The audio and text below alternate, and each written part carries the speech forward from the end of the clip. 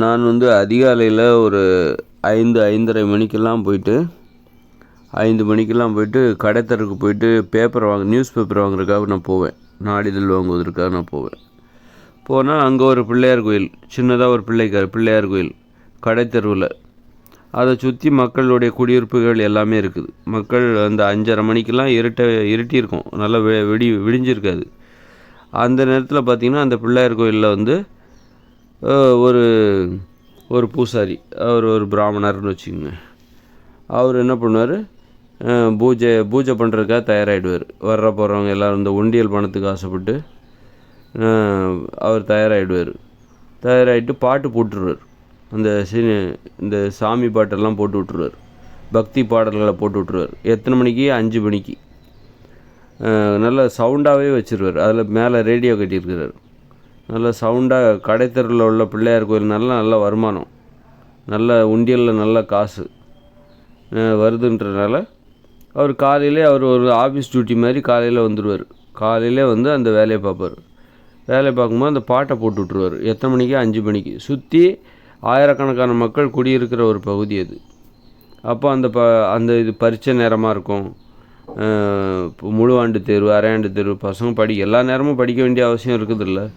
பரீட்சைக்காக படிப்பாங்க, தேர்வுக்காக படிப்பாங்க. இப்படி பல காரணங்களுக்காக மக்கள் வந்து அவங்களுக்கு வேலை இருக்குது. ஆனால் இந்த ஒரு ஆள் வந்து என்ன பண்ணுறாரு, பக்திங்கிற பேரில் இந்த பக்தி பாடல்களை போட விட்டு சுற்றி இருக்கிறவங்கள தூக்கத்தை கெடுக்கிறது, படிக்க விடாமல் பண்ணுறது, முன்னேற விடாமல் பண்ணுறது. மற்றவங்கள முன்னேறிடக்கூடாது. பார்த்திங்களா எவ்வளோ ஒரு கெட்ட எண்ணம் பாருங்கள். ஒரு தனிநபர் பிழைக்கிறதுக்காக இப்படி பல பேர் அங்கங்கே பிழைக்கிறதுக்காக இந்த மாதிரியான வேலைகளை செய்கிறாங்க. இவங்க எல்லாரும் கூட்டணியாக சேர்ந்துக்கிறாங்க. மதங்கிற பேரில் கூட்டணியாக சேர்ந்துக்கிட்டு இப்படி ஒவ்வொருத்தரும் அவங்களுடைய பொழப்பை பார்த்துக்கிறாங்க. இப்படி பொழப்பை பார்க்குறவங்களாம் ஒன்றா சேர்ந்து மதம்னு ஒரு சங்கத்தை உருவாக்கிடுறாங்க. அதில் வந்து அப்போ அதை எதிர்த்து பேசுனா அது மதத்துக்கு எதிரான ஒரு கருத்தாக போயிடும். அவன் உடனே மதம்ங்கிற ஒரு கேடயத்தை தூக்க ஆரம்பிச்சிருவான். ஏன் இந்த மாதிரி பாட்டு போடுற? இங்கே பக்கத்தில் உள்ளவங்க தூங்க வேண்டாமா, படிக்க வேண்டாமா? உன் பிள்ளை வந்து அதே மாதிரி பக்கத்தில் நீ பாட்டு போட்டுட்ருக்கிய, உன் பிள்ளை படிக்கிற மாதிரி பக்கத்தில் உன் வீடு இருந்து அங்கே உன் பிள்ளை வந்து படிக்கிறான் அப்படின்னா, ஒரு பரீட்சைக்காக படிக்கிறான், ஒரு வேலைக்காக படிக்கிறாங்கன்னா நீ பாட்டு போடுவியா? அப்போது உனக்கு தெரியும்ல, உன் குடும்பம்னா அப்போ உனக்கு தெரியும்ல, நம்ம பிள்ளை அங்கே படிக்குது, பக்கத்தில் தான் வீடு இருக்குது. நம்ம இப்படி பாட்டு போட்டால் அந்த பிள்ளை வந்து பரீட்சைக்கு படிச்சுக்கிடாது, அப்புறம் வந்து வேலைக்கு அவங்க நுழைவுத்தேர்வுக்காக படிச்சுட்டு இருப்பாங்க, அது கெட்டு போய்டுன்னு உனக்கு அந்த தெரியும்ல.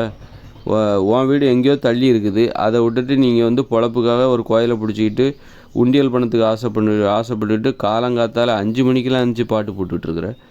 அப்போ எவ்வளோ கெட்ட புத்தி பாருங்கள். ஒரு சுயநலத்துக்காக கொஞ்சம் கூட பொதுநலன்னு இல்லாமல், ஆனால் அவன் குடும்பம் அப்படின்னு வரும்போது அவன் யோசிக்கிறான். அப்போ அவன் அறிவுக்கு தெரியல, அவன் அறியாமையில் பண்ணுறான்னு சொல்ல முடியாது. அவன் குடும்பம்னு வரும்போது அவனுக்கு அந்த அறிவு வேலை செய்யும். அவன் வீடு அதே கோயிலுக்கு பக்கத்தில் அவன் வீடு இருந்ததுன்னா அவன் அந்த மாதிரி பாட்டு போட மாட்டான். எத்தனை பேர் அந்த சுற்றி உள்ளவங்க யாருமே தூங்க முடியாது. இந்த மாதிரி பாட்டு போடுறதுனால சுற்றி உள்ள யாருமே தூங்க முடியாது. 5 மணிக்கு 5:30க்கெலாம் தூங்கவே முடியாது. எழுப்பி விட்ருவாங்க. இவன் பாட்டு எழுப்பிவிடும். ஒருத்தன் பிழைக்கணுங்கிறக்காக எவனையுமே வந்து நிம்மதியாக அவங்கவுங்க ஒரு வேலை இருக்கும். நைட் டியூட்டி கூட பார்த்துட்டு வந்து தூங்குவாங்க. எல்லாத்தையும் தூங்க விடாமல், படிக்க விடாமல், மற்றவங்கள வந்து முன்னேற விடாமல் இவன் முன்னேறதுக்காக எப்படி ஒரு வேலையை பார்க்குறாங்க பாருங்கள். இதுதான் வந்து மூட நம்பிக்கைன்றது. மூட நம்பிக்கைங்கிறது வந்து ஒரு பொதுநலன் இல்லாதது, சுயநலன், வெறும் சுயநலன், ஒரு குறுகிய புத்தி. நாம் நல்லா இருந்தால் மற்றவன் எவனை ஏமாற்றலாம், நாம் நல்லா இருக்கலாம் அப்படிங்கிறது தான் மூட நம்பிக்கைங்கிறது. வந்து அது அவங்களுடைய நம்பிக்கை அப்படின்னு நம்ம சொல்ல முடியாது. இதுதான் மூட நம்பிக்கையை எதிர்த்து ஏன் வந்து குரல், இது எங்களுடைய நம்பிக்கை, நீ ஏன் வர, இது அப்படின்னு சொல்ல முடியாது. மூட நம்பிக்கைங்கிறது பிறரை இடையூறு செய்கிறது, பிறருக்கு இடையூறு தருகிறது. அதனால தான் அதை வந்து கூடாது, அதுக்கு எதிராக ஏன் போராடுறாங்க. மூட நம்பிக்கை என்பது ஒரு தனி மனித சுயநலத்துக்காக மற்றவங்கள வந்து தொந்தரவு பண்ணுறது, மற்றவங்கள பலிகடாவாக்குறது, மற்றவங்களுடைய அமைதியை குலைப்பது, மற்றவங்களுடைய முன்னேற்றத்தை தடுப்பது, மற்றவர்களை முன்னேற விடாமல் தடுப்பது, இதெல்லாம் அந்த மூட நம்பிக்கையால் வருது. அதனால தான் மூட நம்பிக்கைக்கு எதிராக நம்ம குரல் கொடுக்குறோம். மூட நம்பிக்கைக்கு எதிராக மூடநம்பிக்கைக்கு யார் ரொம்ப வக்காலத்து வாங்குறாங்களோ அவங்களையும் நம்ம குறை சொல்கிறோம்.